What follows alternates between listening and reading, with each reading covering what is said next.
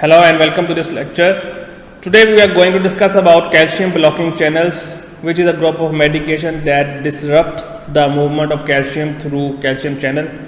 We need to understand that calcium plays an important role in decreasing the contractility, and calcium channel blockers also used in the treatment, especially for hypertension as agents.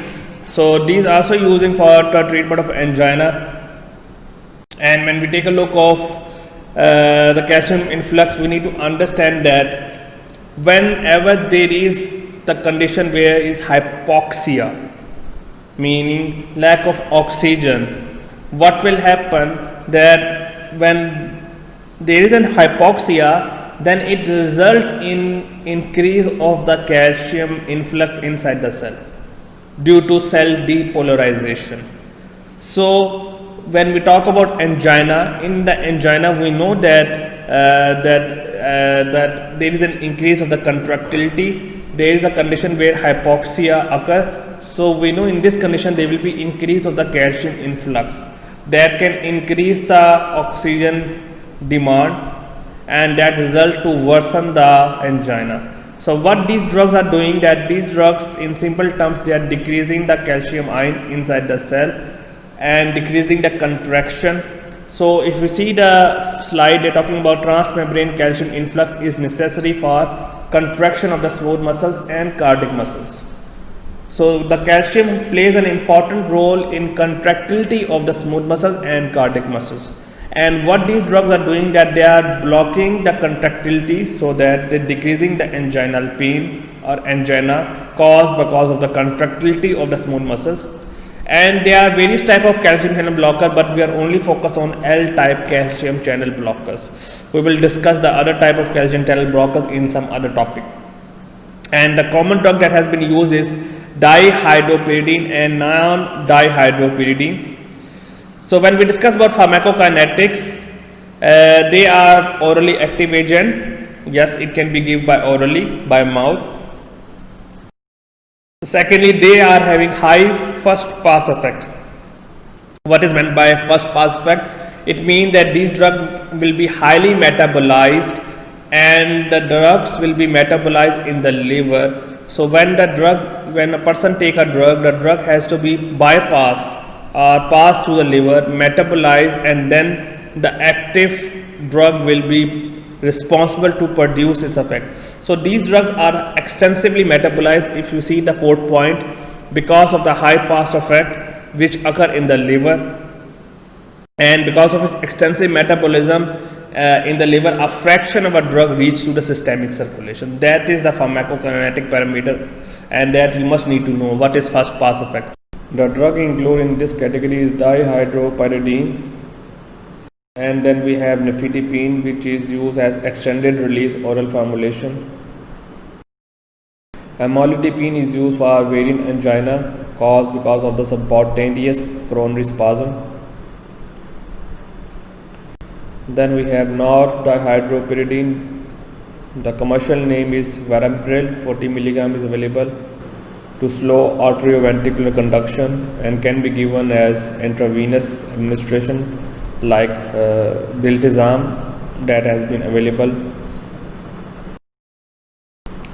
When we discuss about the pharmacodynamics, the mechanism of action is very simple. They are calcium channel blockers, especially L-type calcium channel blocker, and are responsible for reducing the excitation and contraction coupling of the cardiac and smooth muscles. And cardiac and smooth muscle consist of different subunits like alpha 1 subunit, alpha 2 subunit, beta, gamma or delta. So they are responsible to control the excitation and contraction of the cardiac and smooth muscles, because the increase of the contraction and excitation will result in increase in demand of oxygen. The drug that are available is dihydropyridine that bind to alpha 1 receptor subunit, whereas non-dihydropyridine is closely related to dihydropyridine, but they are responsible for having a same region but with different subunit. As I mentioned here, it binding to closely related but not identical receptors in another region of the same subunit. So as we already discussed that the receptors are different type like alpha 1 subunit, then alpha 2 subunit. In dihydropyridine, it binds to the one side of the alpha 1 subunit, whereas non-dihydropyrid or non-dihydropyridine is responsible to bind with another region of the same unit. So that's the main difference between them. I'm not going to go for detailed mechanism, but you must need to know that it is responsible for excitation and contraction control of the cardiac and smooth muscles, because that's the main function. And I already mentioned that calcium is very important part in the mechanism. So what calcium channel blockers do, it disrupt the movement of calcium, so calcium will not move inside through calcium channels, bind more effectively to open channel and inactivate the channel. So the channels that is responsible for the calcium to flow in, it will be blocked or inactivated, and as a result calcium decrease inside the cells. So what will happen? Binding of a drug will reduce the frequency of opening in response to depolarization. Obviously, when it reduces the opening, calcium influx will be reduced, and then what will happen? Then the decrease of the calcium, especially transmembrane calcium, occur.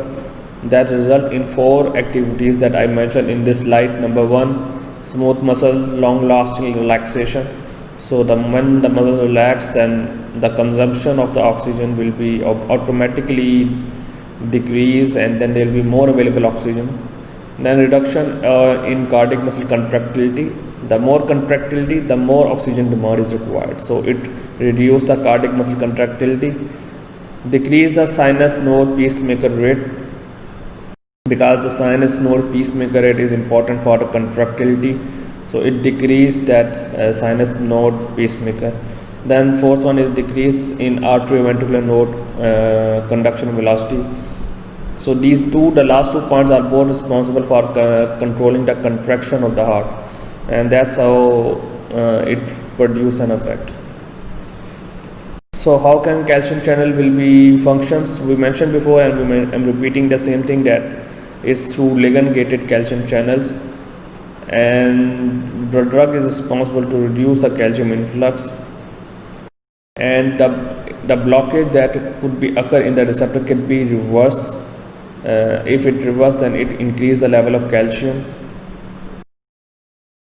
So the process can be reversed back. There are other type of calcium channel blocker as well, but less sensitive to block calcium channel blockers. So not all calcium channel blockers are active.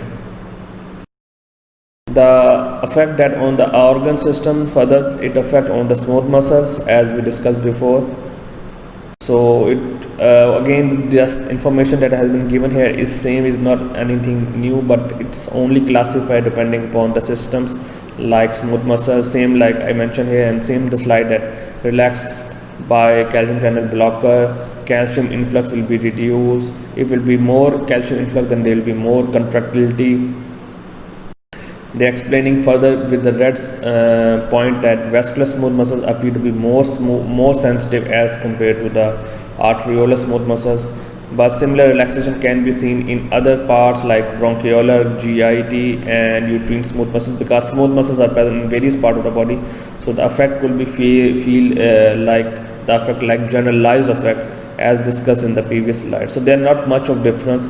In vascular system, arteriolar are more sensitive than vein. Blood pressure is reduced with all calcium channel blockers. The reduction is peripheral vascularization may be benefit the patient with angina of effort. If for example angina caused because of the extra effort, so it could be responsible by reducing the peripheral vascular resistance that helps the patient to relieve from the angina. Then important difference in vascular selectivity between calcium channel blockers. Dihydropyridone have greater vascular smooth muscle effect relative to the cardiac effect than diltiazem and brempil. So this is point explaining about the difference between 3 type of drug: dihydropyridine, diltiazem and brempil. So when we compare these 3 drugs, Dihydropyridine have greater effect, especially greater vascular smooth muscle effect compared to the cardiac effect of diltiazem and Virampril. So we need to diagnose the patient properly to decide which medicine we need to give. Smaller effect of Virampril on vasodilation may result in simultaneous blockage of the vascular smooth muscles through potassium channel. Dihydropyridine may differ in their potency in different vascular beds. These difference can be explained in terms of splice variant in the structure of the alpha 1 channel subunit. So they are talking about that dihydropyridine effect could be varies depending upon the splice variant, especially the effect of the alpha subunit, as it is this dihydropyridine. We know that it is responsible to response in the alpha subunit. So the difference between different drugs could be explained in terms of their binding with the receptors. When we discuss about cardiac muscles, high dependent on calcium influx, each action potential for normal function. Slow response or cardiac dependent action potential may be reduced or blocked by calcium channel blocker. So obviously when the calcium channel will be blocked, maybe some of the action potential will be reduced because it affects the depolarization of the cell. Reduce cardiac contractility in a dose dependent fashion. So it means if there is an increase of dose, then the reduction of the contractility, higher dose, then lower contractility. So the dose is very important, especially for calcium channel blockers, and can reduce oxygen requirement in patient with angina due to reduction of the cardiac mechanical function. So the dose dependent mean that the dose is very important. It will be just like a linear function like dose and then the therapeutic efficacy. So the graph between the dose and therapeutic efficacy could be dependent upon the concentration, maybe 5 milligram, 10, 20. The more increase of the drug concentration, then there will be increase of the effect. Sodium channel blocker is modest with Virampril and less marked with diltiazem. So Virampril and diltiazem are more selective, and they interact kinetically with the calcium channels receptors and block tachycardia in calcium channel dependent cells such as arterioventricular node. So these two drugs can be more selective in nature, and it could block tachycardia. If a patient having tachycardia, then Virampril and diltiazem can be given to reduce the tachycardia, especially with calcium channel cells. Then when we talk about cerebral vasospasm and infarction followed subarachnoid hemorrhage, nimidopine is used for especially highly effective cerebral blood vessels and reduce the mobility after subarachnoid hemorrhage. Nicardipine is also used for prevention cerebral vasospasm associated with stroke. Virampril is used for intra-arterial route in stroke. Some evidence suggests that calcium channel blocker may reduce the cerebral damage after thromboembolic stroke. The other effect consists of calcium channel blockers that minimally interfere with stimulus secretion couples in glands and nerve-ending. Virampril inhibit insulin release in human with high dose than angina management. Toxicity consists of excessive inhibition of calcium could result in bradycardia, arterioventricular block, cardiac arrest, heart failure. Immediate action nifedipine can increase the risk of myocardial infarction with patients that are hypertension. Dihydropyridine can increase the adverse cardiac effects, especially hypertension plus without diabetes. Then prompt release of nifedipine can enhance adverse cardiac events. Calcium channel blockers plus beta blockers can produce are more sensitive to cardiodepressant effects. Minor toxicities consist of flushing, dizziness, nausea, constipation, peripheral edema. What will be the mechanism of the clinical effect? When we talk about calcium channel blockers, it can cause vasodilation, left ventricular wall stress decline, relief, and coronary artery spasm can relieve in angina and reduce oxygen requirement, as we discussed before. Virampril and diltiazem further decrease the myocardial oxygen demand and arterioventricular node conduction. Nifedipine also responsible for significant reflex tachycardia if patient in response to having hypotension. When we talk about clinical uses of calcium channel blockers, nifedipine does not increase arterioventricular conduction, but it used in the presence of arterioventricular conduction abnormalities. So it means if a patient having arterioventricular conduction abnormalities, then nifedipine can be used because it cannot cause complication or could not increase the arterioventricular conduction. When we talk about verapamil or deltazam with beta blockers, it can produce arterioventricular blockage and depress the ventricular functions.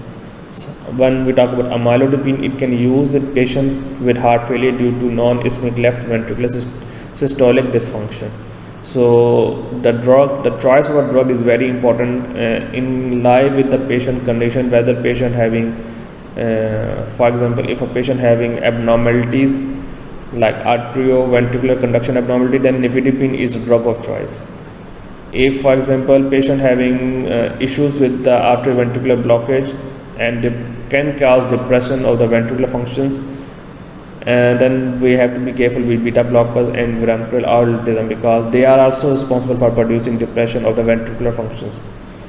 So we need to see these functions. Then amlodipine, especially they can be used in patient with heart failure due to non-ischemic left ventricular systolic dysfunction.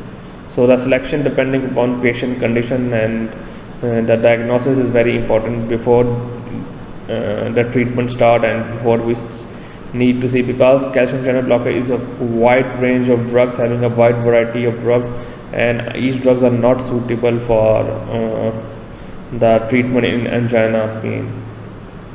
So thank you so much for today's lecture. Hope to see you again.